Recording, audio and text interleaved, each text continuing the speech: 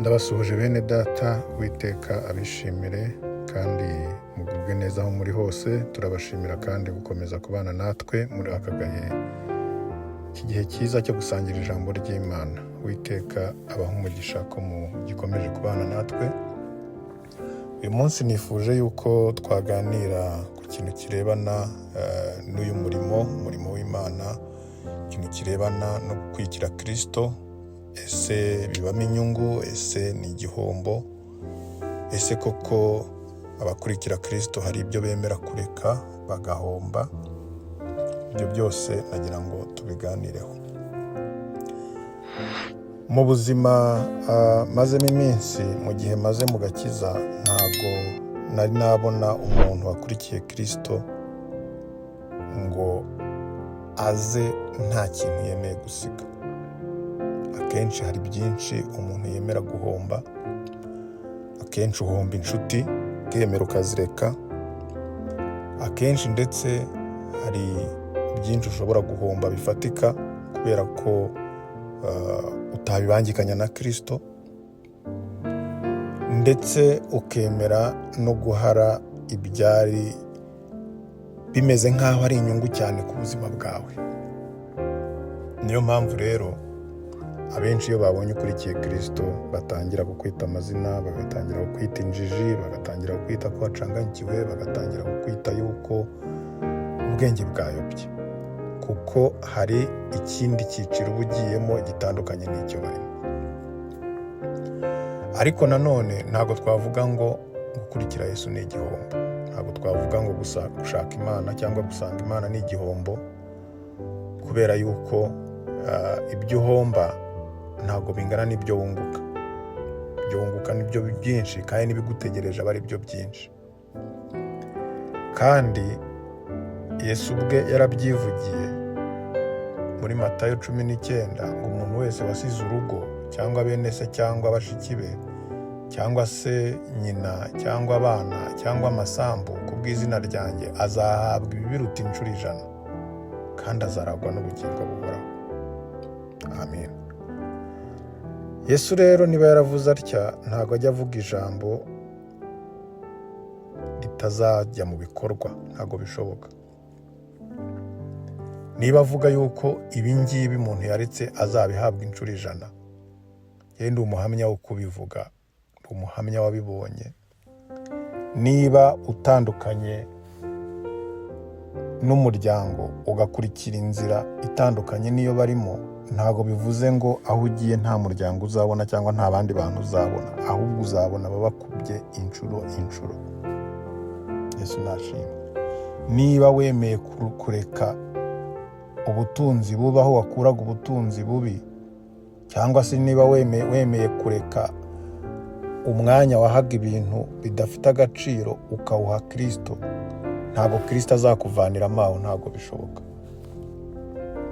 Kandi nta muntu nigeze kubona wakurikiye Kristo ngo abure n'ikintu na kimwe, abure ibimutunga, abure ahaba, abure icyo kwishyurira abana.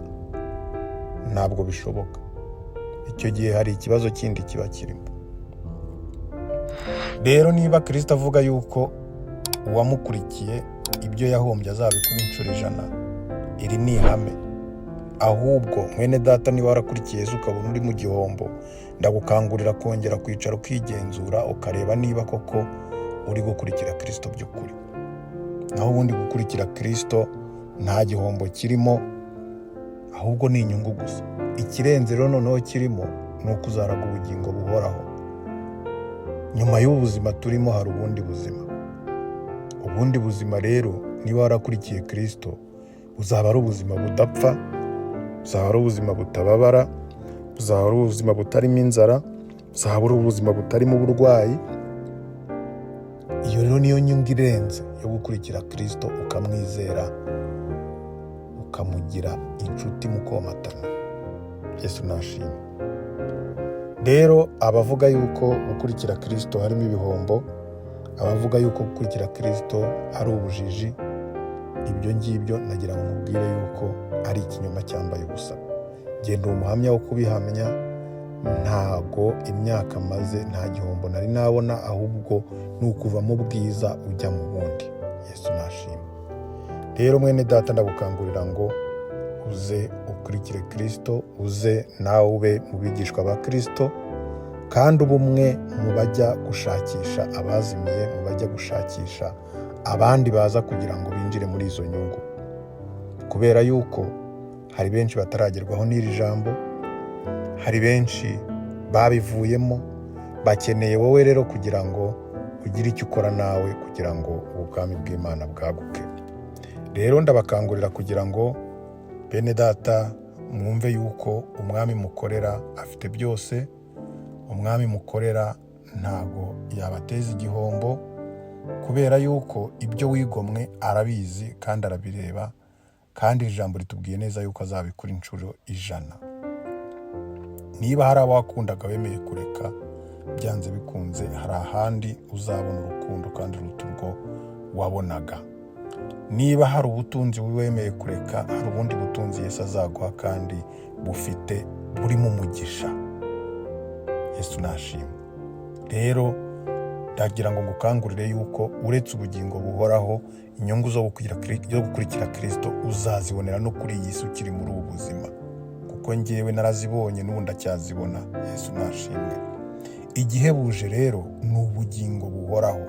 Ntugire ngo ubugingo buhoraho buzagusanga aho uri utahagurutse, ahubwo haguruka none ukurikire Kristo, umwizere, hanyuma umukurikire, umufashe gushaka n'abandi bazimiye. Ubundi ibyo ngibyo bakubeshya nta gihombo kirimo, nta n'icyo uzigera ugira. Iminsi irimo iriruka cyane kandi irimo irajya habi, turimo turajya mu buhenebere burenze ubwa mbere. Ndagukangurira mwene data ngo utekereze neza, ukurikire Kristo kandi umukorere. Ukurikire Kristo kandi umukorere. Uwiteka abahe umugisha rero, Uwiteka abagirire neza, Uwiteka akomeze abagure muri byose. Dukomeze dusangire ijambo ry'Imana kandi twunguke byinshi, kandi dukomeze duteze ubwami bw'Imana imbere, dukomeze dushaka abazimiye, dukomeze tuvuge Yesu, tumuhamye, niho natwe azaduhamya kuri wa munsi. Uwiteka abahe umugisha kandi abagirire neza, Uwiteka abamurikishirize mu maso he, iki cyumweru cyose kirangire hahe muronke kandi mukore mwunguke, mu izina rya Yesu. Amina.